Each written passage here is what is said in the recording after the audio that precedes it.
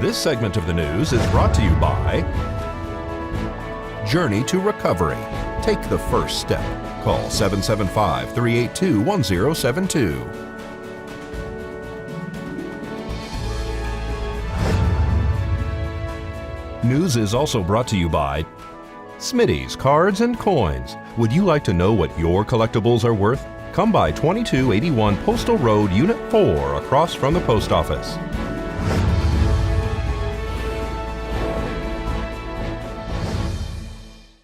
Days after being found guilty of criminal contempt, former Maricopa County Sheriff Joe Arpaio is sending out emails asking for money. The infamous Arizona sheriff was found guilty of criminal contempt for violating the terms of a 2011 court order in a racial profiling case. Arpaio lost his bid for re-election as Maricopa County Sheriff last November after 24 years in office. He will return for sentencing on October 5th and may face fines and jail time.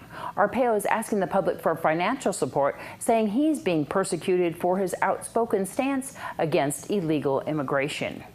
Well, Wells Fargo is asking for a deeper investigation into fraud. Angela Miles reports.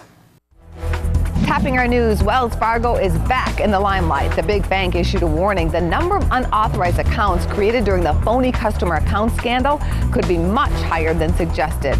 Wells indicated to the SEC the need to expand the review from January 2011 to September 2016.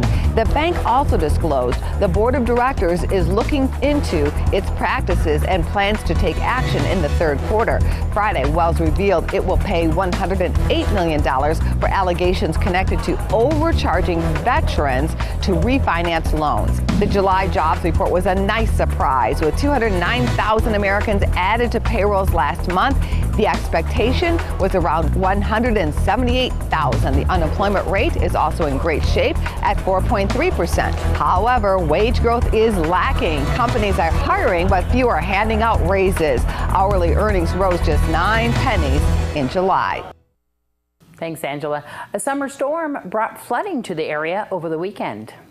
A Friday night storm brought flooding, debris, and damage to area roadways. Emergency crews responded to close down access in and out of Pahrump via Highway 95 and Highway 160 while awaiting for waters to recede. Mount Charleston Fire Protection District said that heavy rains in the area measuring approximately 1.8 inches in less than an hour left water and debris on Highway 156 and 157. Pahrump Valley Fire and Rescue and Nye County Sheriff's deputies responded to Highway 160 at the Tacoma turnoff for flooding across the roadway stemming from the Mount Charleston fire that occurred 4 years ago. Lack of foliage continues to cause mud, rock, and debris to travel down the mountain onto the roadway. Over 100 cars were reportedly stuck in water and mud while the roads were cleared. Around town, the usual low areas were flooded, including Highway 160, Basin Avenue, Pahrump Valley Boulevard, and Game Bird.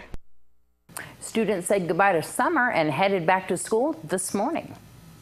Students in the Nye County School District headed back to school today. Buses were on the roadways and students were ready to go to meet their friends and teachers after the long summer break. All of us here at KPVM and A's Country Radio want to wish all the kids happy back to school. We want to remind everybody once again that the school buses are back on the road, so please be aware of the school bus routes in the neighborhoods and throughout your daily travel. Please leave plenty of time and space for buses. The Nye County Sheriff's Office will be out in full force, and with school traffic, anticipate delays in travel and leave early if needed. When approaching a school zone or school bus on the road, be prepared to stop for the bus and pedestrian traffic. For more information on your school, you can go to nye.k12.nv.us or give a call to your local school or the Nye County School District.